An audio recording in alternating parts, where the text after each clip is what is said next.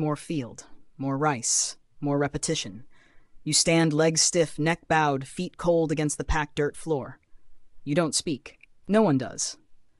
Not because you're angry or distant, but because there's no energy to waste on anything that won't put food in your mouth. You chew your breakfast, if there is one. A handful of millet, maybe. Or thin soup, more hot water than taste. You eat without sound. Talking while eating invites attention, and attention in this world is a dangerous thing. Eyes lead to questions. Questions lead to answers, and answers here are rarely in your favor. You leave the house, not with purpose, just with necessity. Your tools are waiting. A wooden hoe worn smooth by hands older than yours, a bucket patched so many times it barely holds shape. You don't complain. The tools don't. So why should you? You walk to the paddy barefoot, not because you want to feel connected to the land, but because shoes are expensive. And if the old ones wear out, you'll be barefoot anyway, just with regrets. The mud greets you like an old friend, cold, clinging, and always deeper than you remember. You step into the field and begin again. Every day is again. Plant, weed, water. Repeat. The rice doesn't grow faster if you pray. It doesn't care if your back aches, or if your wife is sick, or if your son hasn't spoken in 2 days. It grows when it wants, and when it doesn't, the tax still comes. Because above you, in a castle you'll never see, there is a lord. You've never spoken his name. That would be improper. You bow in his direction at festival time, and when the taxman comes, his banner hangs from the gate in town, 3 strokes of ink on white cloth that you've been told to honor. He has samurai. They ride horses, wear armor that rattles like coins in a bowl, and carry swords so sharp they could split silence in half. You don't hate them. That would be too bold. You respect them. Or at least you act like you do. Because in this world, behavior matters more than belief. You bow, you speak softly, you look down. That's what keeps your hands attached to your arms. That's what keeps your daughter from being taken as a servant. The samurai have a code, bushido. But codes are like swords, beautiful, sharp, and always pointed away from the ones who wrote them. Sometimes the samurai visit. Not often. But when they do, the whole village holds its breath. You clean your house. You hide your broken tools. You teach your children to bow lower than low. And when the warriors leave, you exhale. But not fully. Because their presence lingers. Like the scent of steel or incense or something you're not sure how to name but you know means power. And if you're a woman in this village, your days are the same, but doubled.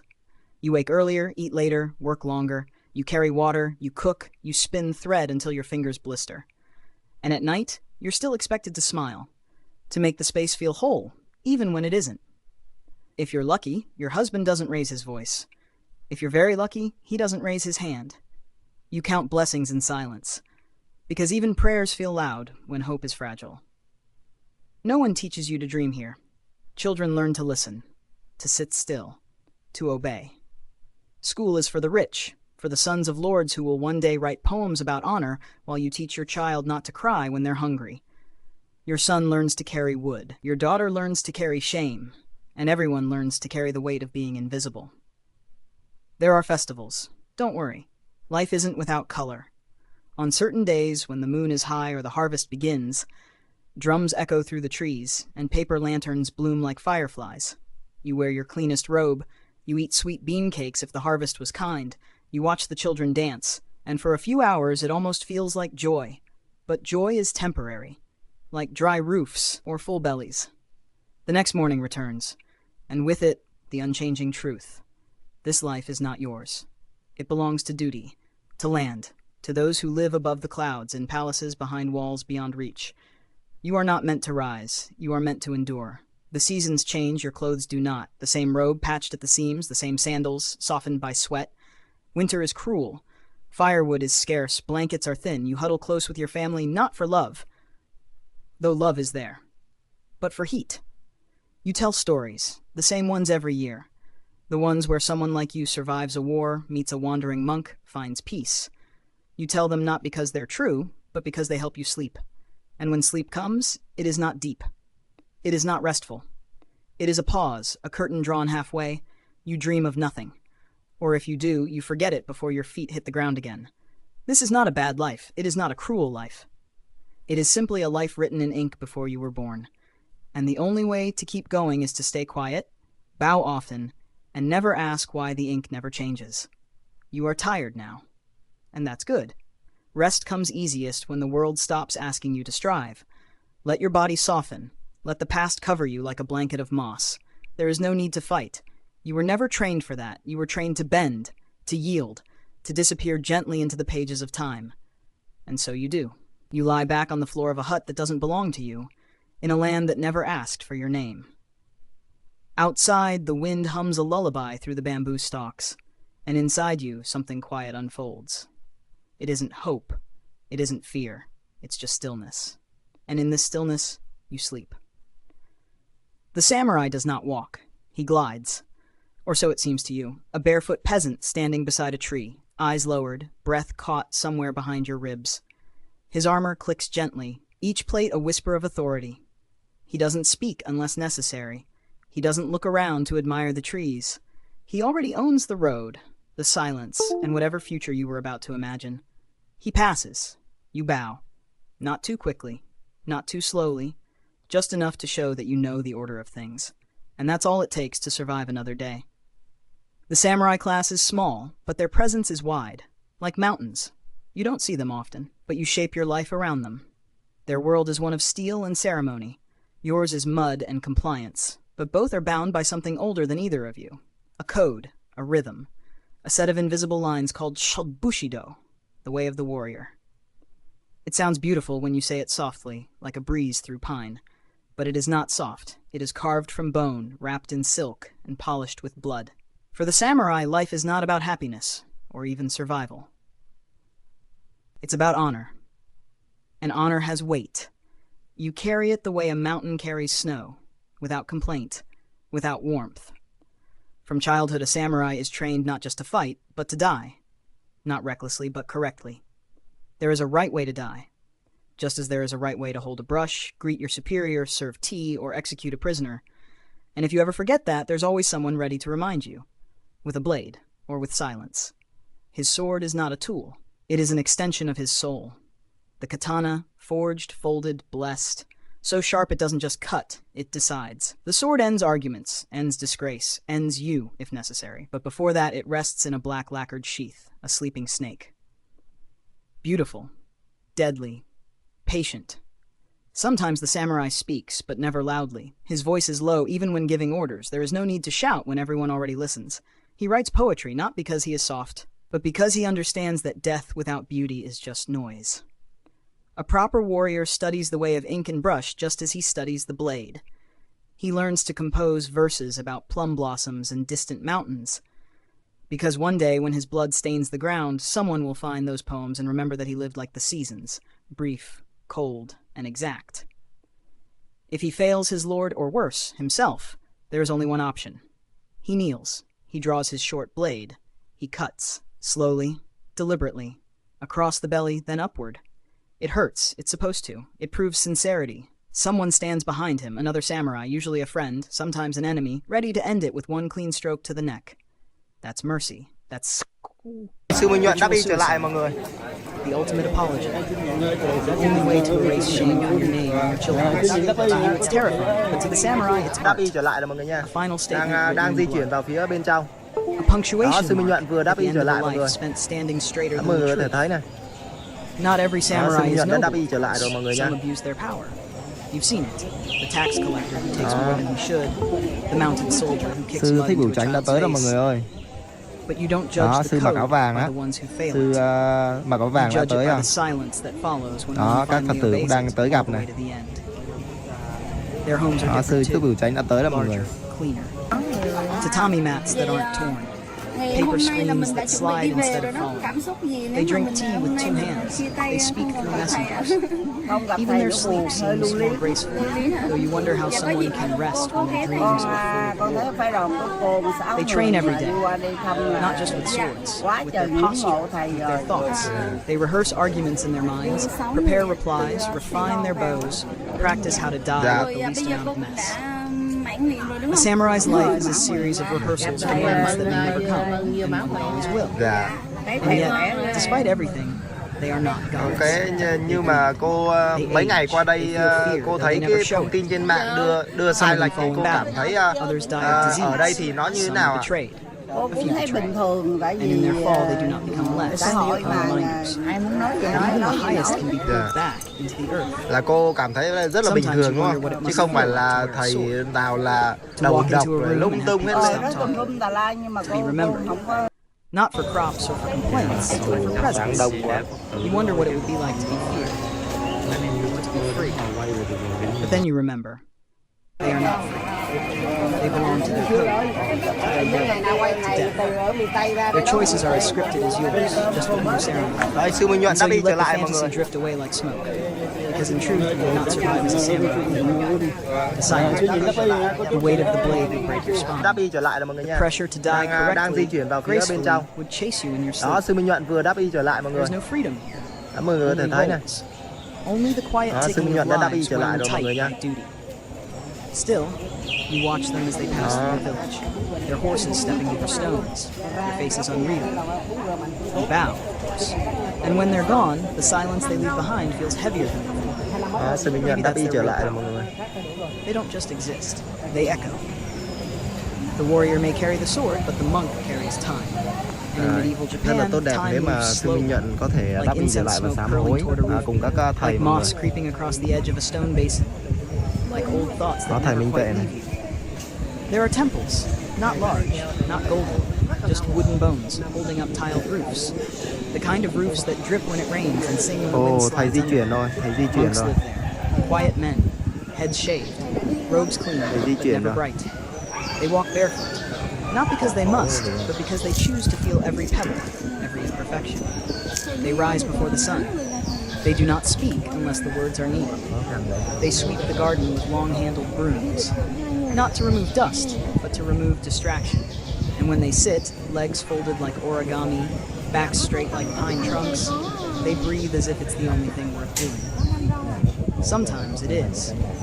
They chant, low, slow sounds that make your chest feel heavier than your words. Thầy Minh You Tuệ don't thì always vừa understand di chuyển vào bên words. phía bên trong That rồi mọi doesn't người. matter. The sound itself is Thì the sư Minh meaning, Nhuận a vibration vừa đáp y older trở than lại và đi khất explanation. thực trở lại. The voice of generations murmuring to the stones, Thì the không trees, biết and là something beyond sáng hôm all. nay thì như mọi người đã biết Visit đấy, the khi mà temple mình sometimes. xả bỏ y When á, the harvest thì has mình been cruel, phải when the baby won't stop coughing, anh when biết the là wind mình sounds khi too mà much like a các thầy scream. xả bỏ y á mà mình đáp You y bow lại low, thì mình you light a stick of incense, you press your palms together. mình You phải ask làm for gì nothing anh specific, just balance, just enough. xả y đáp y Inside the temple there is a statue. Maybe it's Kanai, the bodhisattva of compassion, arms folded like water. Or Jizo, guardian of Đúng rồi, phải children sám and hối. travelers, Mình nghe là phải smiling sám hối faintly gì like đó. he knows where the lost things Phải sám go. hối đúng không mọi người? The candles flicker. The wood smells like prayer. You close your eyes, and for a moment the world forgets to be cruel. The monk doesn't judge you. He gives you warm tea, says very little, and listens even when you don't speak. He understands that silence is a kind of language, that grief has its own grammar, that sometimes the deepest Có thích ăn prayers are chay, the có ones thích ăn whispered chay mà. through Có tears thích ăn and chay ở đó folded luôn. sleeves. You leave lighter, not fixed, just softened. Religion in medieval Japan isn't one thing, it's many things layered like silk robes. Buddhism arrived from China, carried by scholars and kings. Shinto was already here, older, Thượng tọa là đứng quieter, sau cùng closer to luôn, the thượng ground. tọa Thích Bửu Chánh là đứng You sau don't cùng choose luôn mọi between người. them. You don't need to. The gods and the Buddhas can sit at the same table, as long as the rice is warm Có thể xong hết and the rồi. heart is clean. Còn sư Minh Nhuận You believe in spirits, not because someone told you to, but because you've seen them, đúng rồi, vào các thực luôn, or mặc heard y your áo, grandmother say a vào các name thực, that makes the shadows bend. đáp y rồi.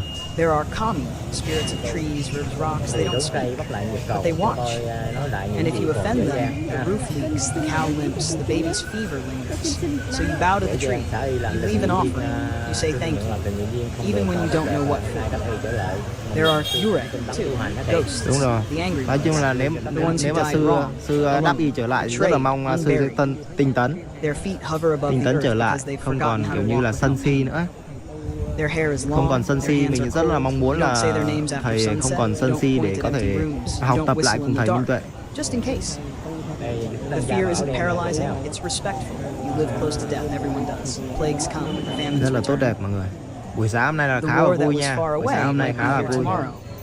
And when the body is so often Xin lost, cảm the ơn soul cô becomes something Loan you pay Châu attention Á to. Châu nha. Cảm ơn cô. So you hang Đã paper cho con charms một above màu the door. vàng tươi đẹp. You wear a woven talisman around your wrist. You invite the priest to bless the newborn. You light a lantern during Obon and float it down the river to guide your Thầy ancestors Minh home Nhuận for cũng one đang more đi night vào of rồi mọi life. người. Death is not distant. It lives next Hôm door. nay cũng quá đông Phật tử You don't luôn. fight it. Đây sư Thích Bửu Chánh đây. Prepare for it. You fold it into your routine like another guest at the table. Sư Thích Bửu Chánh đấy mọi người. When someone dies, the village walks. Slowly. Lanterns raised, bells chime. The body is wrapped in white. The air smells of smoke and memory. The priest chants, and you chant with him, even if your voice trembles. And then the fire comes. You watch as the flames rise. You don't cry out. That would be disrespectful. You just Và breathe buổi and sáng hôm bow nay and thì feel the mọi người heat đã of thấy rồi sheets đó. of goodbye. Có sự xuất hiện của sư The Bửu ashes are Chánh gathered là in silence. cúng trai Placed giới in an urn. và Brought home. sư The dead do Minh not Nhuận đã leave. đắp y trở They lại mọi become người. part of the Đó, house. các Phật tử cũng The rất là shelf đông. above the Còn heart. quang cảnh phía Quiet bên ngoài at mọi người này. night. Quang cảnh And still, phía bên ngoài life rất là goes bình on. yên mọi người nha. The fields need Quang tending. cảnh rất là bình Children yên phía need bên food. ngoài nha. You laugh Đó, sometimes. bình You yên even phía bên sing. ngoài lạ thường luôn. But always Đó. softly. As if afraid the past might Bình yên wake phía up. bên ngoài người ta nói There are là cái gì mà pilgrimages, trục xuất long rồi ones, lung tung winding mà through lang kiểm forests, tra over rồi lung hills, tung mà across lang rivers so đó. clear they show you how tired your face has become. Đấy, Some mấy walk ông for bên kia days, là đi hết rồi some đâu for có ai months, tới đâu quay some đâu. to find something. Đó. Others just to lose the weight they've been Cũng lạ carrying đó. inside. You hear Nghe tin stories đó, of người monks who ta walk hôm from qua temple to đó, temple with các only a Phật bowl tử and a này, bell. mọi người thấy này. They rely on the kindness of strangers, not because they have to, but because giving is good for the soul. They remind you of something gentle, that not everything in this world has sharp edges. Đúng rồi, Sometimes a thầy warrior Bửu becomes a Khánh monk, là thầy Bửu Khánh là mặc usually áo after vàng á mọi người. loss, a Thầy battle Bửu that Khánh went là đang mặc áo wrong, vàng á. a lord who died, Thầy Bửu Khánh là mặc a áo vàng wound á. that doesn't heal. Đang They trade chụp their hình với sword các for a Phật tử staff, mọi người. their armor for robes, their anger for silence. You see them meditating under waterfalls or sweeping temple steps or Ồ, just Phật tử watching the đông sky quá, like it's trying Phật to tử tell đông them a quá mọi secret người. they almost forgot. And you wonder, is that peace or just the absence of noise? You may never know, but you respect it. The quiet, the discipline. The way a monk smiles with his eyes instead of Tuấn his mouth. Nga hôm nay về mọi người, Tuấn Nga hôm nay The về. seasons change, and Sáng so hôm do nay the thì anh ấy rituals. vô Spring gặp brings thầy xong rồi cherry chào thầy blossoms, delicate and sáng dewy. mai sáng You hôm sit nay anh under sẽ the về nha mọi người trees, nha. drink sweet sake and laugh as petals fall Tốt into đẹp, your tốt hair. đẹp. Đấy bây giờ The laughter is real, thượng tọa but Thích it Bửu always Khánh carries thì an đã echo đi of vào something phía trong sad. mọi người, đang đi vào phía Because trong gặp beauty thầy here này. is fleeting. Đó, đang đi vào phía trong gặp thầy này. Everything is brief. Everything ends. That's what they teach you. Đấy, đã vào The phía trong mọi monks, người nha. the mountains, the river that never stays the same. Nothing Rồi, lasts. chúc mọi người một ngày mới tốt lành mọi người ạ. Not wealth, not the samurai's Thân blade, tâm an not lạc. the temple's bell. Even the gods forget things sometimes. Thế But that là doesn't make it meaningless. It cố makes it gắng đăng tin precious. nhanh nhất có thể nhá. Cảm ơn cô chú So anh you chị keep đã đăng ký ủng hộ kênh em Thiện. bowing, keep placing flowers on the altar. You teach your children to do the same. Dạ mến Tell them chào stories, cô chú chị. spirits, Dạ rất vui được gặp lại cô chú chị mình vào một video rất là sáng nay ha. Ngày 24 tháng 5. You'll lie down. Về rất là sớm nha cô chú chị ơi. On the same mat you were born beside. Mới có 5 giờ kém 25 phút à. Smell the smoke of incense. Theo giờ địa phương. Close your eyes and remember the chants, even if your lips Sáng nay Đàm thấy cũng rất là đông so với ngày hôm qua nha cô chú chị ơi. Maybe you'll find what peace is always not loud, not great. Đâu cô chú chị, để em đi xuống em quay cho cả nhà mình xem nè. The warrior fights, the monk chants, but most of the world lives between. You are not a soldier, you are not a priest, you are a mother, a father, a daughter. Lát nữa xin mở cửa cho mấy cô mang thực phẩm vô đến để cho thầy nha cô chú chị. Thực ra thì cũng rất là đông nha cô chú. Mấy hôm nay thì mấy cô chú Phật tử về để đến lễ thầy bên Tệ rất là đông so với thời kỳ ở Malai nha. Thì ngày xưa ở Malai á, là một vùng đất trống, cho nên là khi mà mọi người tập hợp về á, thì mình thấy nó đông. Ở đây mọi người rải rác được tí về sao, nhưng thực ra khi bây giờ bên kia này chắc là rất là đông ha. If you are a woman, you do not choose your husband, your father does, or your uncle, or the village elder who says it is time. You pack your belongings, not many, just a comb, a robe, maybe a worn doll, practically less. Đâu cô chú chị? You bow to the house that raised you. You step into a new world. You become someone's wife, not their companion. Your role is written before you arrive. You make first, you boil water, you sweep, you make rice. You do not speak loudly, you do not eat first. You Lát nữa cũng sẽ đông hơn nữa nha các chú. Lát kia có nhiều xe tút đến nữa, giờ này còn hơi sớm ha, tầm khoảng 5:30 là rất là đông.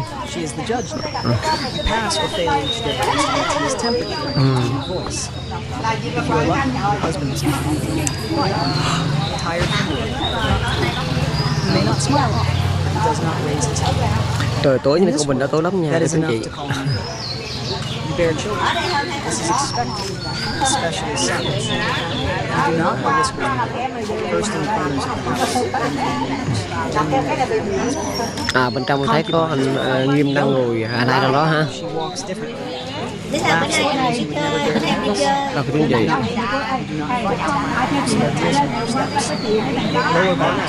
The house remains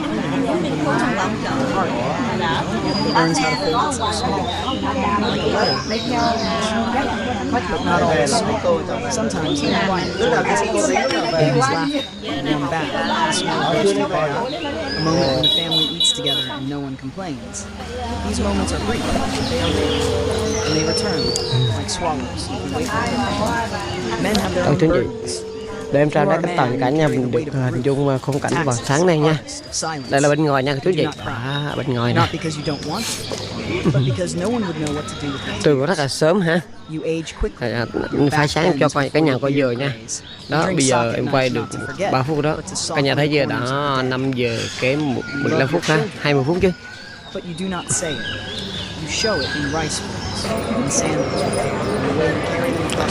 Đó cái gì? Có một cái xe tút tút nữa chở mấy cô Phật tử vô này.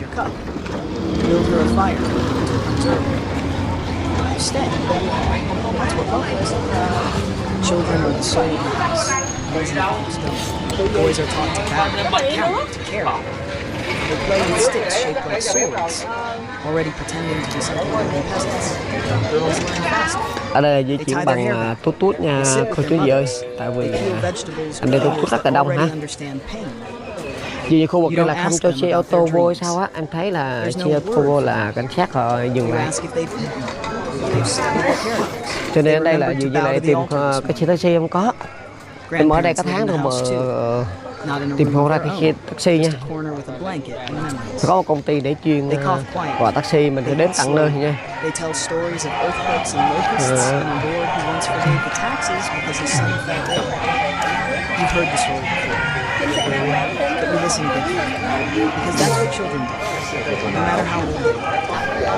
Dạ chào chị không? Dạ chào buổi sáng. Đâu cái tiếng chị?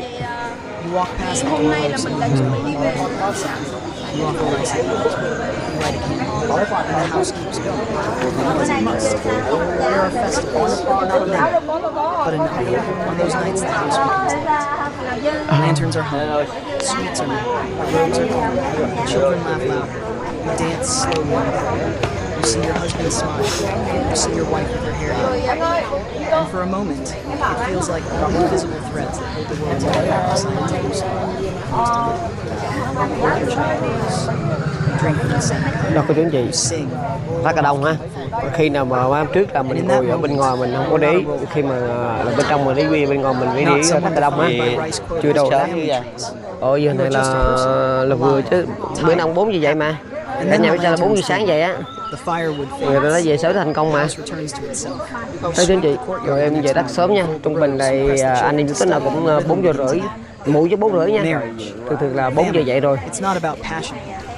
4 giờ dậy đánh răng rửa mặt là tầm khoảng 20 phút. Cho 3 phút đi với chị tới đây là vừa. Là 4 rưỡi 5 giờ kém 25. But understanding when your partner dies, because everyone dies eventually, the house does not collapse, but it grows quiet. The bowl sits unfilled. The laugh echoes different. The cone, the road, the letter they wrote, and never sent. Place the picture beside the altar. And every morning, you bow, because even in death, remains. You forget it comes from others. Or does it begin with fire? It begins with inside. Vâng thưa chị, đây là clip buổi sáng sớm nha, giờ này là chưa có thầy đâu nha. Giờ này là chỉ có những cô chú Phật tử về chuẩn bị để đến lễ thôi. Thầy thì tầm khoảng 6 giờ, tầm khoảng 6 giờ kém, 6 giờ kém là thầy mới ra nha các chú, nhưng mình thấy thầy không có rõ đâu, chỉ lướt qua một cái In medieval Japan, peace is not a permanent state. It is a pause between storms, a curtain drawn over old grudges. And eventually the curtain tears. You hear the first rumors in late autumn. The leaves haven't yet fallen. The rice is in the storehouse. But travelers whisper of tension up north, of daimyo building new walls, of retainers being recalled, of monks offering blessings for soldiers instead of sick children. You do not panic. Not yet. This is not the first rumor. It will not be the last. You keep sweeping. You keep bowing. You keep pretending that war only happens to other villages, other lives, other names. But then the riders come. Fast, dust-covered, silent. They post notices. They demand supplies. They speak little, but leave behind the scent of urgency. And that's when you know. The war isn't coming. It's already here. There is no loud beginning, no trumpet, no declaration. Just the slow unraveling of everything you thought was solid. Men disappear. Horses are taken.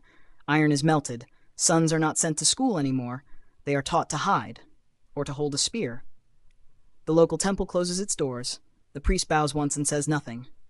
His silence is heavier than scripture. The samurai return. But not the same ones.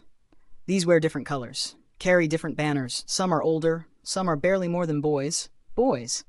But all have the same eyes, watchful, inward, tired in a way that tea cannot fix. They do not ask. They take. The tax is no longer rice. It is obedience. It is silence. It is your daughter helping in the camp kitchen, or your ox being lashed to a supply cart. You do not complain. Because you know what happens when people complain. You've seen it, or heard it, or smelled the ash after. The fighting is far away, they say. Always far. But somehow the road feels emptier, the air more brittle, the birds more hesitant. You dig a small hole behind your house, just in case. You wrap the family comb in cloth. You kiss your child's head twice instead of once. These are the only choices left to you. Then one night, the noise comes. Not thunder, not wind, but shouting. Steel, flame. The war has arrived. You do not run. There is nowhere to go. You do not scream. That would make you visible. You simply hold your breath and hope that this night ends before your name is written on someone else's sword. The village burns. Not all of it. Just enough. The old storehouse, the shrine gate, the field where the children used to chase dragonflies. A warning. The soldiers pass. Some stay. Others die. And then more come. And again. And again. War is not a single event. It is repetition. Like rain. Like grief. Like footsteps through ash. One day, a castle nearby collapses. Not from earthquake, but from betrayal. A general switches sides. A gate opens from within, and the banners change color. That's how it happens.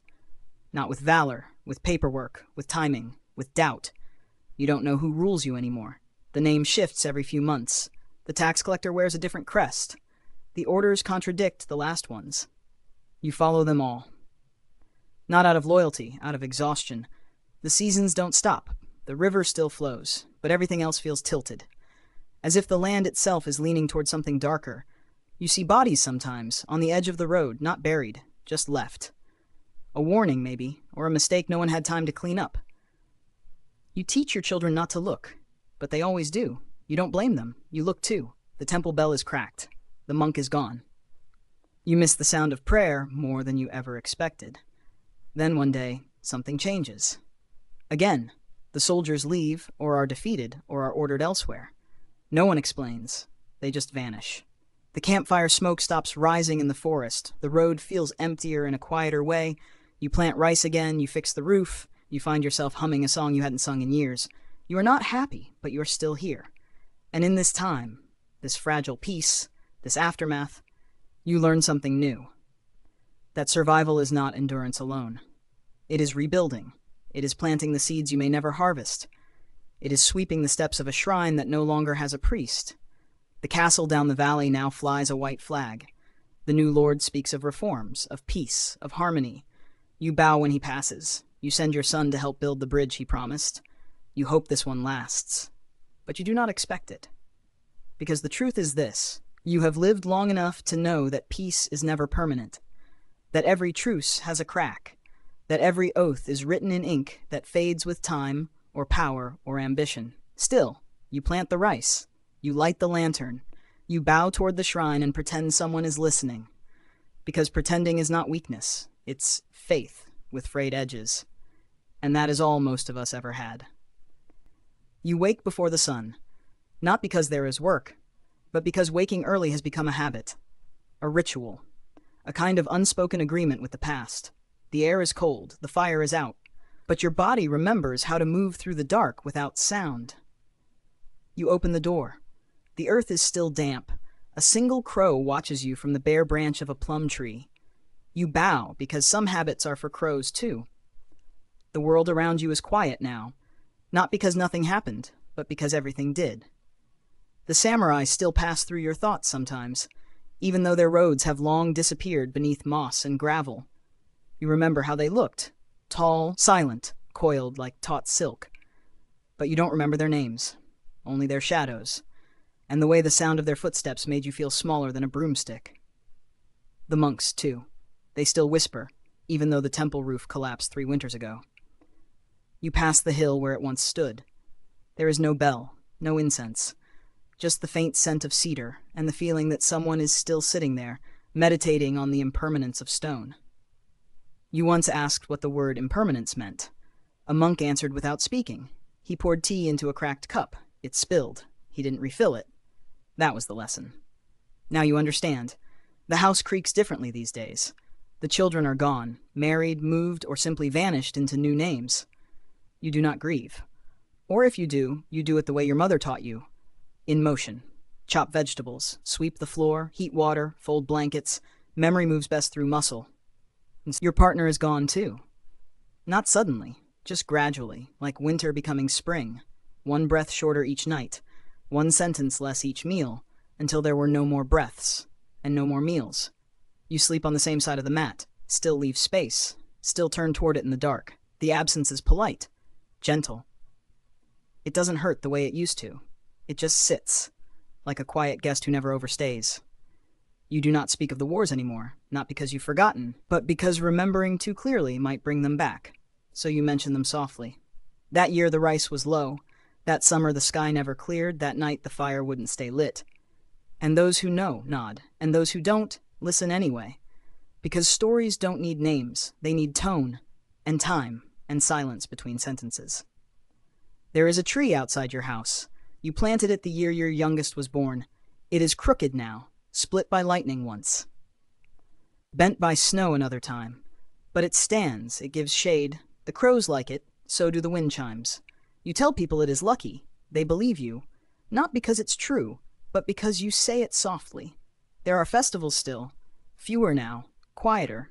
The drums are smaller, the dancers older, but they dance, slowly, carefully, like they're tracing the memory of a movement rather than the movement itself. You join sometimes. Your feet don't move like they used to, but they move, and that is enough. Someone paints your name on a lantern each year. You don't ask who, you light it. You place it on the river, you watch it drift, and you wonder, is this what the soul does too? Maybe. Maybe it floats, without anchor, without map. Just a soft glow in a direction. Maybe that's all we ever were. A glow. A direction. The priest who visits now is young.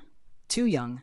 His robe is stiff, his voice is clear. He recites sutras like they are school lessons. He smiles too much. But you like him. He brings warm sak. He listens. You don't tell him everything. Some stories belong only to your bones. But when he leaves, you bow, and you mean it. Because he reminds you that the world is still spinning, even if slower, even if softer. You tend the garden now with more care than urgency. The vegetables are not as sweet. The weeds return faster. But the soil remembers your hands, and the crows do not mind the crooked rows. You speak to them sometimes. The crows. You say, another day. They say nothing, which is the right answer. In your home, the shrine is still clean, the incense still burns, you still bow even when your knees complain. There is a photo now, faded, but familiar, next to the cup that's never used, next to the wooden figure of Jizo, still smiling, still barefoot. You thank him, not for saving you, but for keeping you company.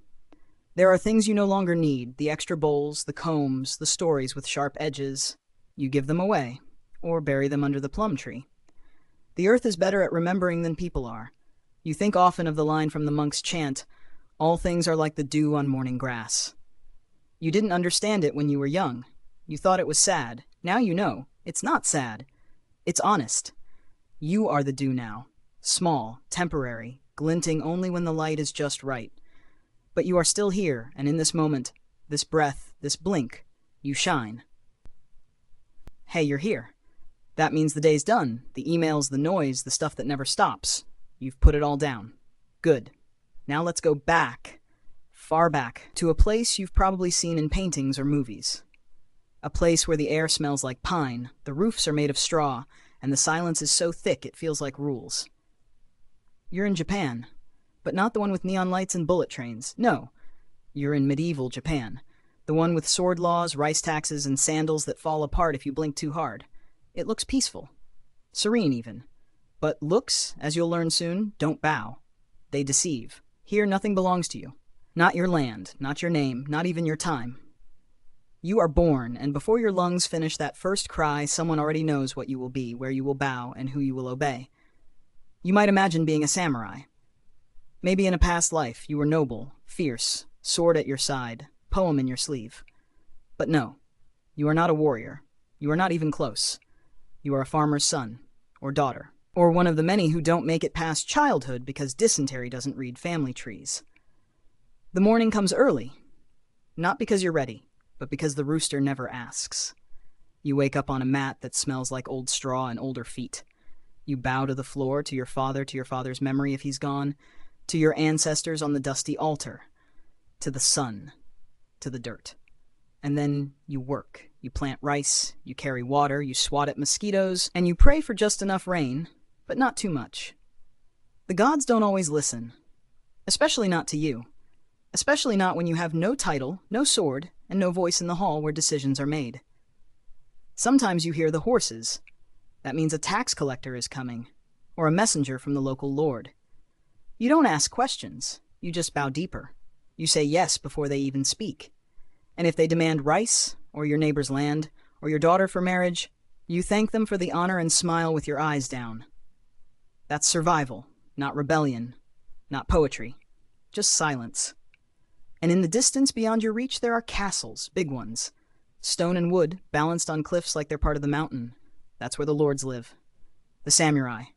Their armor shines, their horses are fed, and they kill not because they want to, but because the law says they can.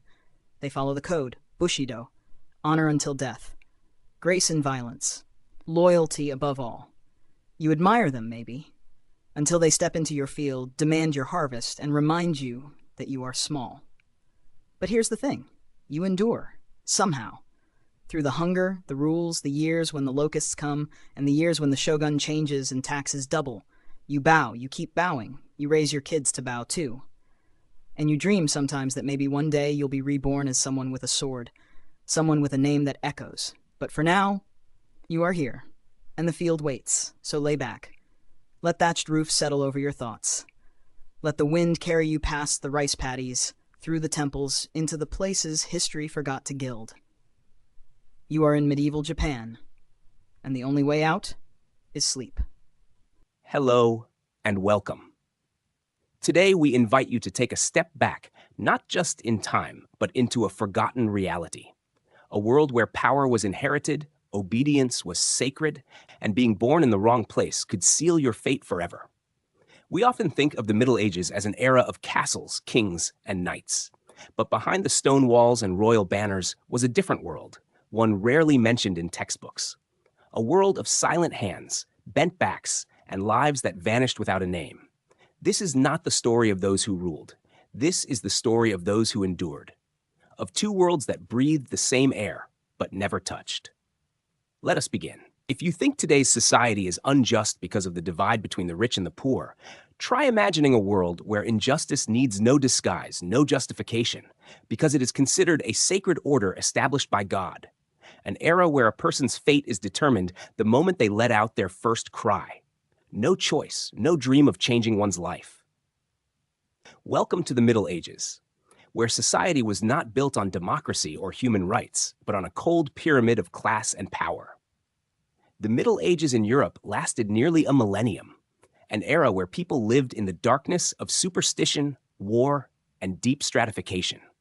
The feudal social system was structured like a vertical ladder, where most people stood silently on the rung they were born into, unable to climb up or step down. At the top of the pyramid was the king, believed to be God's representative on earth, holding absolute power over territory, law, and warfare. Below the king was the nobility, lords, counts, dukes, those who not only owned land but held in their hands the lives of thousands of peasants living on that land.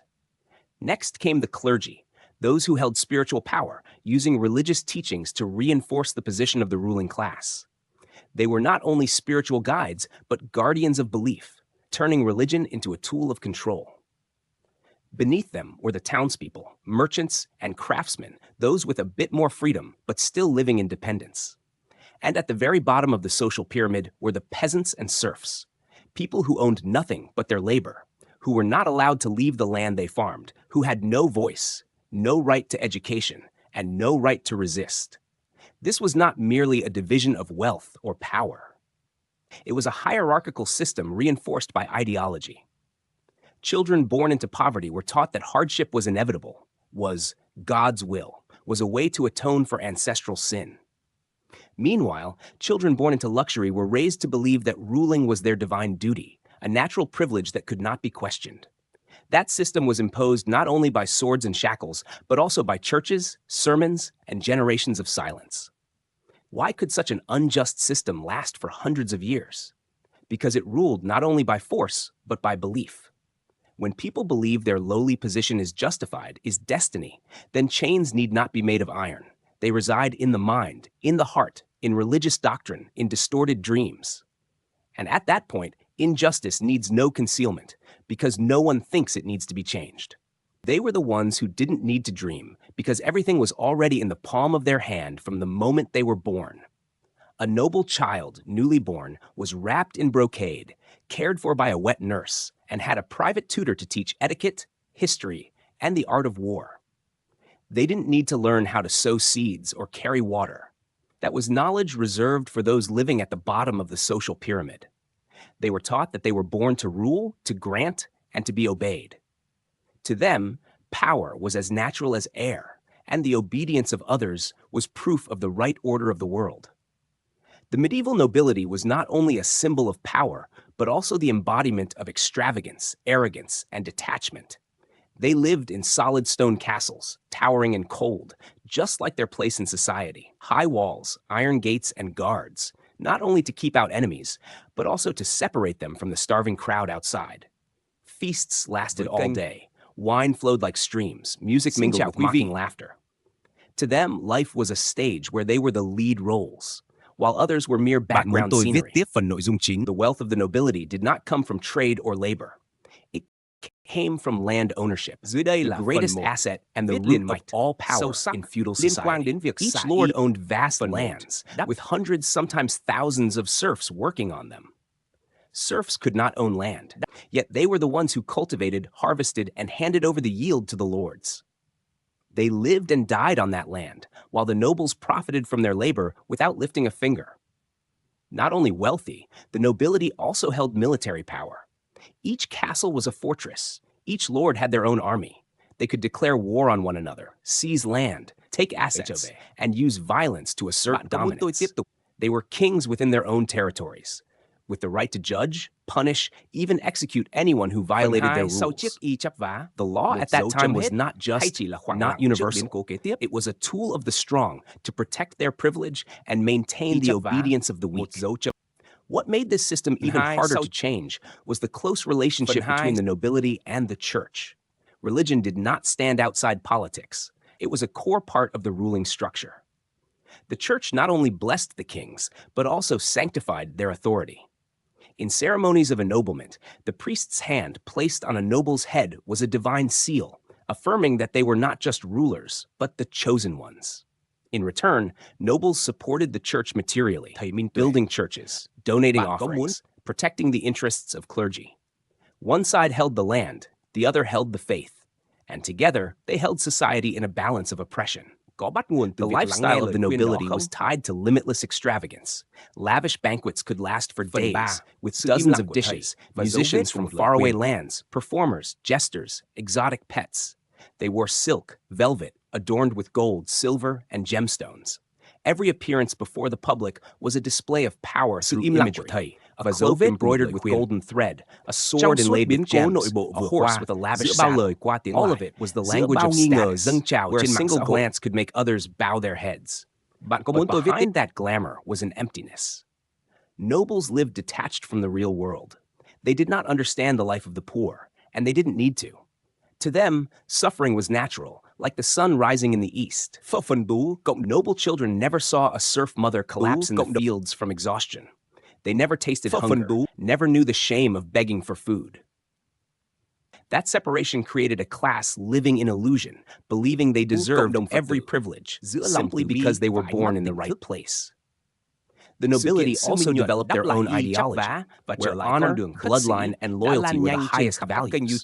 But that honor was usually reserved for those with power, and loyalty was something they demanded from others, not something they gave. And bloodline was something they preserved through marriages confined within noble families, creating tightly woven networks of power that outsiders could never penetrate.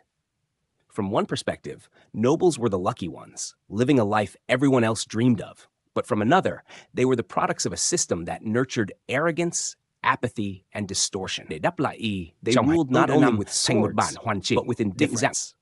And in that social tower, the indifference of those at the top was the root of the suffering of millions below. Not every noble was cruel, but they lived in a world where cruelty became normal. When a child grows up never witnessing injustice, then when they hold power, they will call injustice order. And it is that unconscious inheritance which allowed this system to persist for hundreds of years. Medieval nobles did not need to hide their privilege. They did not need to apologize for living in luxury. They didn't need to justify anything, because the entire society was designed to believe they deserved it. And when an entire society believes in that, oppression no longer needs force. It becomes a way of life. Xin chào quý vị đang theo dõi kênh No one is born choosing their own fate, and for the serfs of the Middle Ages, that fate was not just a truth. Nơi không chỉ chia sẻ những câu chuyện trong They were not slaves like in the ancient world, because they could not be bought or sold like merchandise. But they were also not free. They were serfs, people whose lives were bound to the land they did not own, could not leave, and had no right to change. When a serf child was born, they were not only given a name, they were assigned a role. From their first breath, they were part of the estate of the field, like a plow, an ox, a productive asset that the nobility calculated for taxation and harvest planning. No one asked what that child wanted. They grew up in the mud, in the sound of wind howling through the straw roof, and in the teachings that said, God wants you to live this way. The life of a serf was a repetitive cycle that never changed. Waking up before sunrise, rushing to the field to work until darkness fell. In freezing winters, they planted turnips. In scorching summers, they harvested wheat. In the rainy season, they worked soaked in water. In the dry season, their skin cracked. They lived completely dependent on nature. A storm, a drought, or an epidemic was enough to starve the entire village, while the Lord still had stored food, and the church continued to collect taxes as usual. They had no money to own, no letters to read, no rights to demand. The serf's house was a hut made of wood and mud, with a flammable straw roof and a cold earthen floor. Their food was thin porridge, black bread, wild vegetables, and if lucky, a bit of lard or dried fish. Dishes filled with meat existed only in the stories told by strangers, or in distant banquets at castles they would never step foot in. Their clothing consisted of old rags passed down from generation to generation, patched and worn, enough to cover the body, but not enough to withstand the skin-cutting cold. Such was their suffering. But what chills the spine even more is their resignation. Serfs did not rise up. They did not resist. Not because they were weak, but because they did not believe there was another path. They were taught that if they lived well and obeyed, they would go to heaven. If they rebelled, they would be cursed, punished by God, and their souls would wander in eternal darkness. That belief was not a trick. It was a truth reinforced by those they revered, priests, Đó, sư Minh Nhuận clergymen, vừa đáp ý and trở their lại own mọi người. parents. In that system, the church did not side with the victims. On the contrary, the church was part of maintaining order. Weekly ceremonies, sermons on sin, humility, and loyalty were repeated over and over. Prayers were not aimed at changing society, but only at wishing for enough harvest and a gentle death. From an early age, serfs learned to bow not only to the Lord, but also to metaphysical ideas. They didn't need to be chained, because the church taught them to chain themselves with faith and fear. Occasionally, there were moments of uprising. Small rebellions that broke out, usually due to prolonged hunger, excessive taxes, or cruelty beyond endurance. But those uprisings were quickly crushed, bloody, and left behind nothing but a few brief lines in history books, if mentioned at all. No heroes were remembered, no songs of victory, only hurriedly buried corpses along the road and warnings for those who came after. Xin chào quý vị đang theo dõi kênh Giác Tâm. Centuries, like a shadow no one dared to face. Cảm ơn quý vị đã dành thời gian quay trở lại với chúng tôi, nơi không chỉ chia sẻ những câu chuyện trong đời sống tu học, mà còn là nơi để cùng nhau chiêm nghiệm, lắng nghe và hiểu sâu the land that fed the entire kingdom. They had no language to tell their story, and even if they did, no one wanted to listen.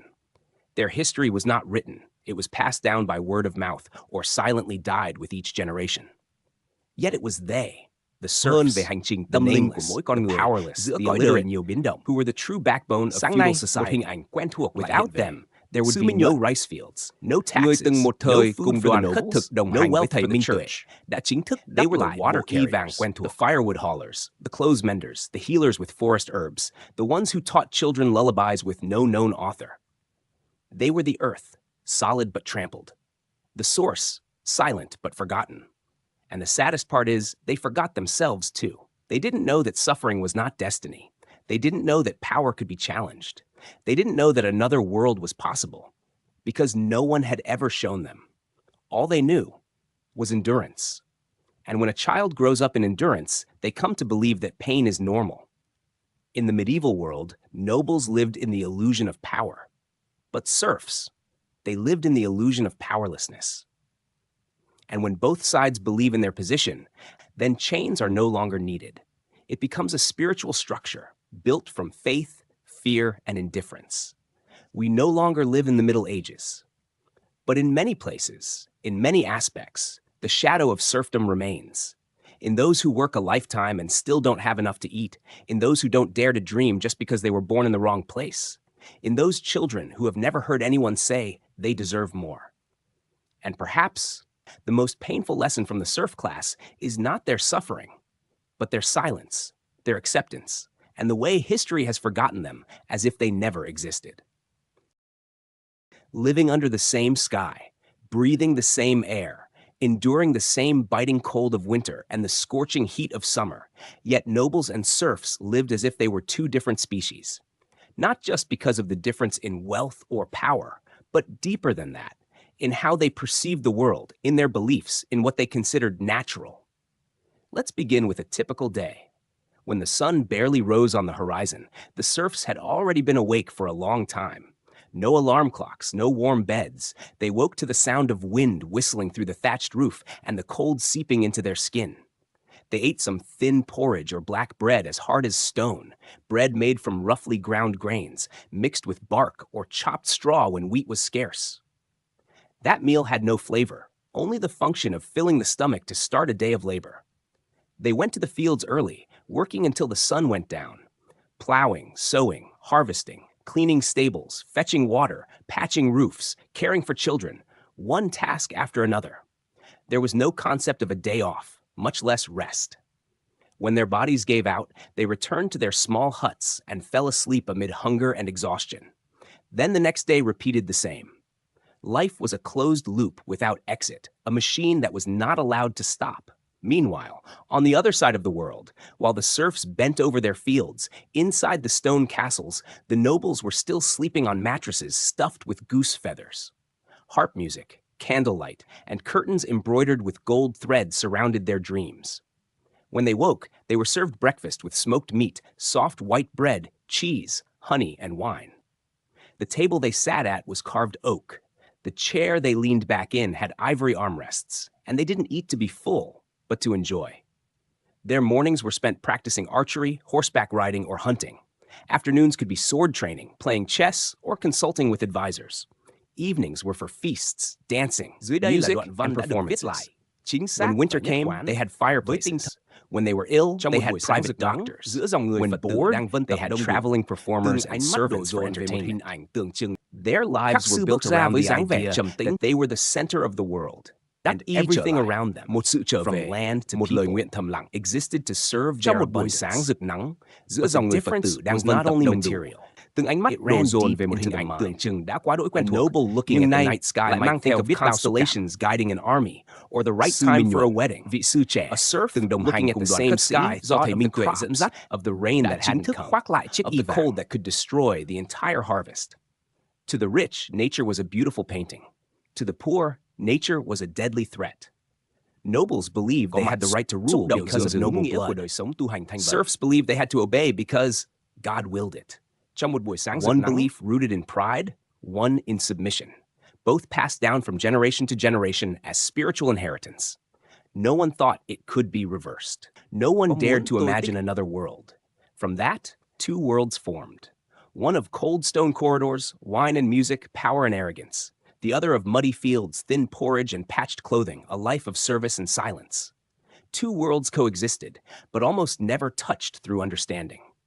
If a noble passed through the village, they rode on horseback, cloaks billowing in the wind, eyes never looking down. And serfs, upon seeing them, had to stop, bow, and were not allowed to look them in the eye. Even in religion, where all were supposedly equal before God, there was separation. Nobles had private chapels in their castles. They paid for prayers, for forgiveness, for their names to be carved in church stone.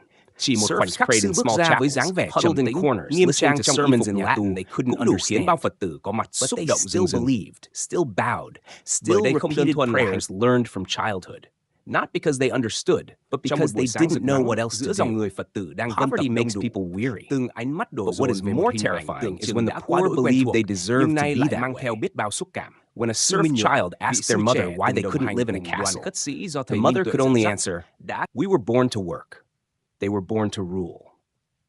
That answer wasn't knowledge. It was the repetition of hundreds of years of education through fear. Did those two worlds ever understand each other?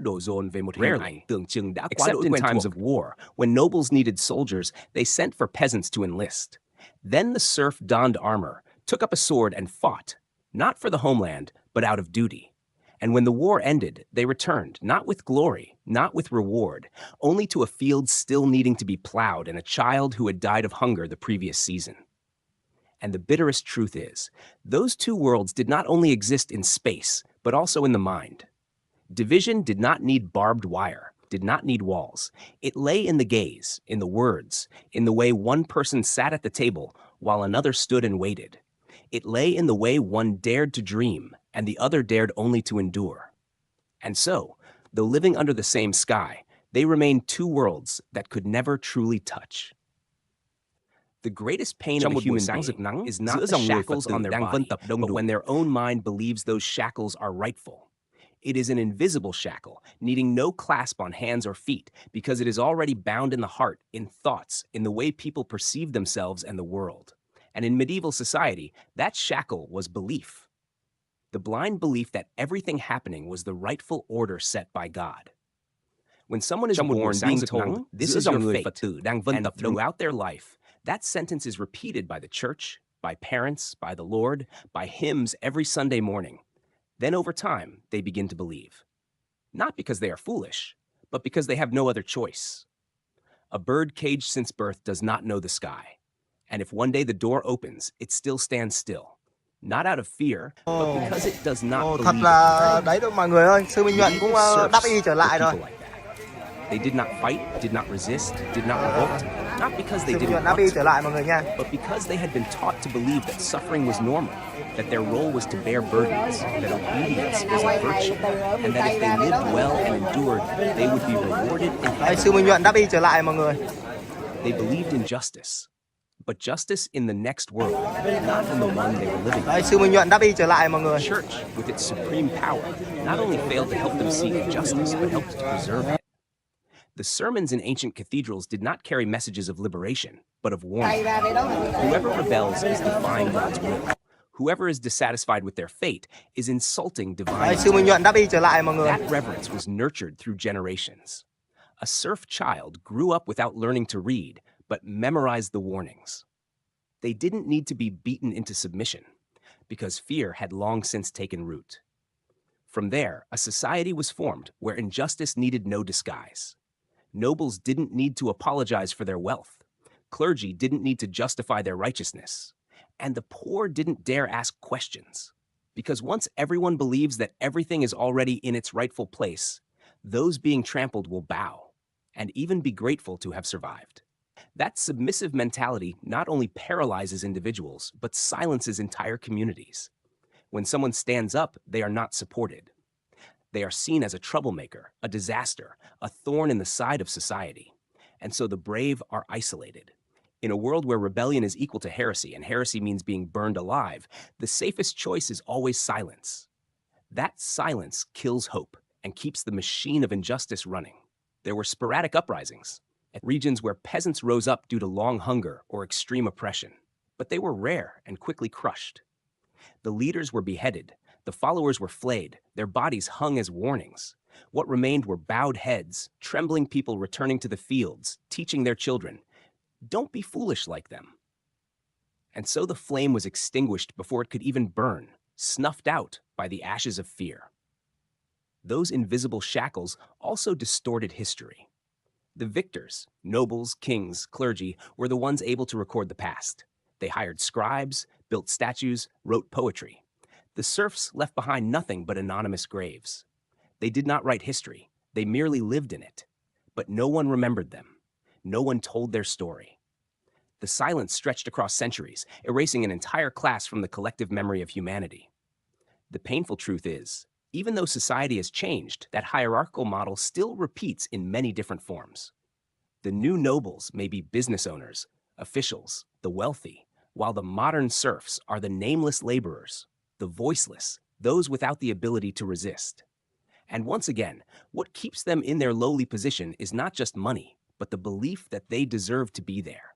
Today, we have education, information, more freedom than ever before. Bởi một But đoàn if a tu, poor nếu person không có still nội lực believes they hòa hợp, are sẽ inferior, dễ rơi vào if a hình thức child in hóa the slums và cuối thinks cùng là phân dreaming rã. is a luxury, Sự then kiện đắp the shackles still remain. không có đấu đá quyền They're lực. just no longer made of iron, but of words, Cái còn lại false là tâm của beliefs, mỗi người. of invisible limits learned from a very Sự young im lặng age. của thầy và dấu vết The của một lời greatest khuyên. lesson from medieval society Trong is suốt not biến to cố, condemn the nobles or resent the church, but to realize true power begins in the mind. If you control how a person thinks, you don't need to tie them up. They will walk the path you laid out themselves. They will cut off their own wings and feel grateful for not having to fly. And that is the quietest tragedy of millions of serfs, not the hunger, the suffering, or the death, but that no one ever told them they could have lived differently. History is the story of those who win. It is written by those in power, preserved in the libraries of the church, carved on the stone tablets of the nobility, and taught in the schools of the privileged class. But while history books glorify battles, treaties, political marriages, and crowned kings, millions of people who lived, loved, suffered, and died left behind no trace. They were the serfs, the laborers, the women, the nameless children, those who did not write history, but who were the ones that carried it on their backs. Throughout the centuries of the Middle Ages, their names were never mentioned. No diaries, no letters, no stone statues or portrait paintings. A peasant woman was born, married at 13, gave birth to 8 children, lost 3 to hunger, 1 to illness, 2 to war, and died from hemorrhage at 40. That whole life, with all the greatness of surviving in poverty, was just a body hastily buried behind a house. No one recorded her death. No one remembered her birth date. She slipped out of the timeline as if she had never existed. Millions lived like that. They built houses for lords but didn't have a roof of their own. They farmed to feed the entire kingdom but never had a full meal. They gave birth to the next generation, but their names were absent from the genealogies of noble families. They were the shadows behind the light, the ones who carried water, lit the fires, sewed, mended clothes, cared for the elderly, and buried the dead. Their history was not written in ink, but in calloused hands, dried blood beneath fingernails, and silent tears when the church candles went out.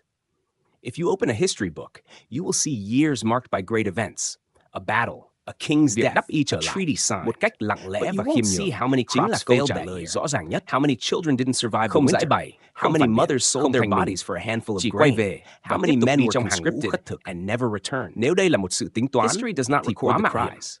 It only records the clash of swords. Yet without them, there would be no such thing as greatness. Without serfs, no war could feed an army. Without craftsmen, no castle could be built. Without silent women weaving fabric, braiding wool, gathering herbs, society would crumble from its roots. And yet, those silent pillars are the first to be forgotten. Why does that happen? Because for centuries, human worth has been measured by power. Those who command others, who own land, who wear medals, who have noble lineage, are deemed to have historical value. Meanwhile, the majority of humanity, those who lived just to survive, to nurture, to care, to endure, were considered secondary, background noise, whispers drowned out by the cheers of the victorious. Even when modernization arrived and scholarship began to look at society from a broader perspective, restoring the voices of the nameless still faces countless difficulties because they left behind so little. A piece of pottery, an oil lamp, a broken wooden comb, a low door frame. That's all we can find in archaeological digs. No stories, no records. Their history is an absence, and we must learn to read their presence within that very absence. To be anonymous does not mean to be meaningless. It is the existence of the nameless that has held the world together. They carried civilization on their bare shoulders, pushed the wheels of history forward without anyone knowing their names. In their silence, there was a kind of sacrifice that no one in power ever understood. Because there is nothing nobler than living kindly in a world that is not kind to you. And perhaps the greatest lesson from them is humility. In an age where everyone wants to be special, where the loudest voice is the most broadcast, the memory of the voiceless becomes a wake-up call. They do not need to be glorified. They only need to be acknowledged as having existed. And that, sometimes, is the most belated justice that history can offer. Now, when we look back at the Middle Ages, we must not only look at castles, swords, and thrones. We must learn to see the small fires burning in straw huts, the bare footprints in muddy fields, the dried bloodstains on tattered sleeves.